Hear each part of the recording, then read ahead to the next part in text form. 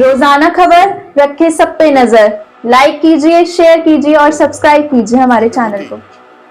Cantt इलाके से मेरठ नगर निगम में आपका हार्दिक बोर्ड के इलाके, जो भी नागरिक इलाके हैं, सिविलियन इलाके हैं, बहुत जल्द मेरठ नगर निगम में शामिल हो जाएंगे। जो मौजूदा छावनी परिषद का बोर्ड है, ये 2021 से भंग पड़ा, अर्थात पूरे 62 छावनियों में कोई भी निर्वाचित सदस्य कार्य नहीं वस्तुएं हैं जो अंग्रेजी, जिनमें अंग्रेजियत की झलक आती है, जैसे बीआई लाइन्स हैं, बीसी लाइन्स हैं, बीसी रेजिडेंट बाजार हैं, ये समाप्त हैं। अगर एक 260-250 गज का कोई मकान या प्लॉट एक पिता अपने 2 पुत्रों को या पुत्री को देना चाहे तो वो उसको सब डिवाइड यानी भूमि का विभाजन नहीं, 4 कमरे बेटे की शादी में, लेकिन वो अपने बच्चे के नाम तो वो प्रॉपर्टी कर नहीं सकता, बैंक से लोन नहीं मिलेगा कोई। उसका जो 90% एरिया है आवास से है यानी रेजिडेंशियल है, और आज आबूलैंड जो पूरे मेरठ का कनाट प्लेस कहा जाता है, अब उसमें आवास से नाम सरकार का जो हमारे संज्ञान में ये इरादा है कि इसको नगर निगम में सम्मिलित किया जाना चाहिए, और इसका हृदय से लोग इंतजार कर रहे हैं कब ये छावनी का इलाका नगर निगम में जाए और लोगों को इन अंग्रेजों के। नमस्कार, रोजाना खबर में आप सभी का हार्दिक स्वागत है। मैं हूं भास्कर विभूति। कैंट इलाके से मेरठ नगर निगम में आपका हार्दिक स्वागत है। बहुत जल्द यह स्लोगन आपको सुनने को मिलेगा, क्योंकि लगातार सत्तासीन के लोग और तमाम दिग्गज इस काम में लग गए हैं। भारत के प्रधानमंत्री नरेंद्र मोदी से लेकर रक्षा मंत्री राजनाथ सिंह सभी सक्रिय हैं। कैंटोनमेंट बोर्ड के इलाके, जो भी नागरिक इलाके हैं, सिविलियन इलाके हैं, बहुत जल्द मेरठ नगर निगम में शामिल हो जाएंगे। 1803 में छावनी, जिसे आप छावनी कहते हैं, कैंट इलाका कहते हैं, 1803 में यह अस्तित्व में आया और लगातार कई पड़ाव को पार करते हुए 1952 में कैंट बोर्ड के चुनाव हुए। पहले 3 साल के हुए, 1980 के बाद 5 साल का चुनाव होने लगा। 8 वार्ड हैं: तोपखाना, लाल कुर्ती 2, आबूलैंड, रविंद्रपुरी, दाल मंडी, टंकी मोहल्ला, रजवन बाजार और बंगला एरिया। सवाल यह है कि कैंट इलाके को लेकर शरीर में एक ताजगी रहती है कि भारत की आन बान शान के प्रतीक माने जाने वाले आर्मी के जवान कैंट इलाके में रहते हैं और हमारी अस्मिता की रक्षा करते हैं। कैंट इलाके में काफी ऐसे सिविलियन इलाके हैं जो किसी न किसी दुख दर्द से जूझ रहे हैं। हालांकि यहाँ सफाई व्यवस्था बहुत अच्छी है, यहाँ पे तमाम जो इंफ्रास्ट्रक्चर है, स्ट्रीट लाइट सहित तमाम इंफ्रास्ट्रक्चर अच्छे हैं, लेकिन वो तमाम इंफ्रास्ट्रक्चर अच्छे होने के बाद भी लोगों को कहीं न कहीं एक दर्द साल रहा है कि उनकी जगह, उनकी जमीन अपनी नहीं है। क्या मामला है, किस तरीके से दुखती रक्त पे हम हाथ रखने जा रहे हैं, और जब बहुत जल्द सांसद, विधायक और तमाम लोगों की पहल से कैंटोनमेंट बोर्ड के जो एक तरह से पूरे पुरोधा माने जाते हैं, चाणक्य माने जाते हैं, लगातार उनका परिवार आजादी के बाद से कैंटोनमेंट बोर्ड पर राज किया, एक तरह से लोगों की सेवा की, ऐसा ही एक शख्सियत से हम आपको रूबरू करवाने जा रहे हैं जिनका नाम है सुनील वाधवा। सुनील वाधवा जी को कैंटोनमेंट बोर्ड का चाणक्य कहा जाता है, और उनसे बढ़िया इस इंटरव्यू के लिए फिलहाल कोई व्यक्ति नहीं हो सकता।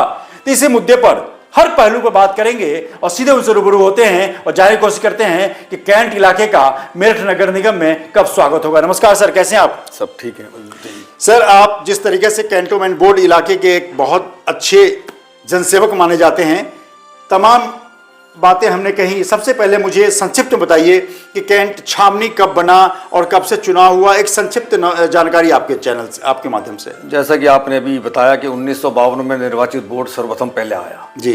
1980 तक ये कार्यकाल 3 वर्ष का होता था। 1980 के बाद ये कार्यकाल बढ़ के 5 साल का हो गया। ठीक है। अभी जो मौजूदा छावनी परिषद का बोर्ड है, ये 2021 से भंग पड़ा, अर्थात पूरे 62 छावनियों में कोई भी निर्वाचित सदस्य कार्य नहीं कर रहा है। और वो इसलिए है कि माननीय मोदी जी का ये एक ड्रीम है, सपना है कि जो ये अंग्रेजी मानसिकता की वस्तुएं हैं, जो अंग्रेजी, जिनमें अंग्रेजियत की झलक आती है, जैसे बीआई लाइन्स हैं, बीसी लाइन्स हैं, बीसी रेजिडेंट बाजार हैं, ये समाप्त होने के बाद में ये कैंटोनमेंट जो अंग्रेजी मानसिकता की निशानी है वो समाप्त होना चाहिए, और इसका जो है नगर निगम में सम्मिलित होना अति आवश्यक है। इस पहल का हम खुले हृदय से स्वागत करते हैं। देखिए दुश्वारियां कैसे कैसे हैं कि अगर एक 200 गज का प्लॉट कैंटोनमेंट में सिविल एरिया में किसी व्यक्ति का नाम JLR के अंदर लिखा हुआ है, यानी वो उसका कब्जेदार है, मालिक तो यहां कोई हो नहीं सकता। मालिक इसलिए नहीं हो सकता, 90% प्रॉपर्टी होल्ड ग्रांट है और 8% प्रॉपर्टी लीज साइड है, 1 या 2% प्रॉपर्टी जो है फ्री होल्ड है। अर्थात 98% जो प्रॉपर्टीज हैं, अगर एक 260-250 गज का कोई मकान या प्लॉट एक पिता अपने 2 पुत्रों को या पुत्री को देना चाहे तो वो उसको सब डिवाइड यानी भूमि का विभाजन नहीं कर सकता। अच्छा, ये बहुत बड़ी बात। मतलब जब सब डिवीजन करेगा तो जीएलआर के अंदर एंट्री नहीं होने की, वो म्यूटेशन नहीं करा सकता क्योंकि लीज पे है या ओल्ड ग्रांट है। ओके। और उसके बाद अगर वो नक्शा पास कराने जाएगा तो कैंटोनमेंट बोर्ड के अधिकारी और कानून ये कहता है कि पहले म्यूटेशन होना अति आवश्यक है। अच्छा। जब म्यूटेशन नहीं है तो बिल्डिंग प्लान सैंक्शन नहीं होगा, अर्थात नक्शा पास नहीं होगा, और नक्शा पास नहीं होगा तो मजबूरी में अवैध निर्माण की तरफ भागेगा। कैंटोनमेंट का एरिया तो लिमिटेड है तो ऊंचाई की तरफ बनाएगा, 2 कमरे 3 कमरे 4 कमरे बेटे की शादी में, लेकिन वो अपने बच्चे के नाम तो वो प्रॉपर्टी कर नहीं सकता, बैंक से लोन नहीं मिलेगा, कोई बेनामा नहीं होगा, कोई इस पर लिखत में कागज नहीं है। उसके जाने के पश्चात पुत्रों में पुत्रियों में लड़ाई होगी। अर्थात ये सब जेनोसाइड का जो कानून है पुराने जमाने की बात है। नगर निगम में इसका जो है पूरा औचित्य है। जैसे यहाँ 32 फीट की ऊंचाई तक हम कंस्ट्रक्शन करने नहीं देते हैं, अलाउ करते हैं पब्लिक को, नगर निगम में एमडीए के कानून होंगे जहाँ पे 60 फीट तक अच्छा कंस्ट्रक्शन कर सकते हैं। एक और दूसरा काला कानून है यहाँ पे चेंज ऑफ पर्पस। अब पूरी आबू लैंड जो है वो रेजिडेंशियल है। पूरी आबू लैंड कैंट बोर्ड के जीएलआर का मतलब जनरल लैंड रजिस्टर, जिससे पूरे छावनियां चलती हैं, उसमें 90% आबू लैंड, जिसको हम रविंदरपुरी बोलते हैं, आबू लैंड तो अंग्रेजों के समय का नाम है, उसका नया नाम रविंदरपुरी है। रविंदरपुरी है। उसका जो 90% एरिया है आवास है यानी रेजिडेंशियल है। और आज आबू लैंड जो पूरे मेरठ का कनॉट प्लेस कहा जाता है, अब उसमें आवास नाम की कोई चीज नहीं है, टोटल कमर्शियल है। वहां पे री पार्क और रीबॉक और एडिडास और ब्लैकबेरी के शोरूम खुले हुए, तो वहां पे आवास नाम की कोई चीज नहीं है।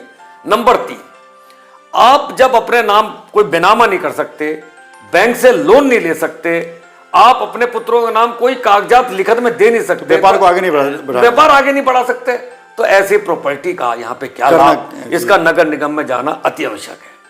तो क्या लगता है आपको सर कि ये तो बहुत बड़ी बात थी, सफाई व्यवस्था से बड़ी बात है कि घर में जब आप सुकून से रह नहीं पाएंगे, जब आपका मकान ही आपका अपना नहीं है, जब आपका बच्चा, जब आप जाते समय अपने पीढ़ी दर पीढ़ी को मकान नहीं दे पाएंगे, तो कहीं ना कहीं दुखती रग बहुत ज़बरदस्त, ये दुखों का पहाड़ लोगों पर टूटता है और लगातार उन्हें कई तरह के उत्पीड़न से गुजरना पड़ता है। इतना लंबा वक्त क्यों लग गया सर?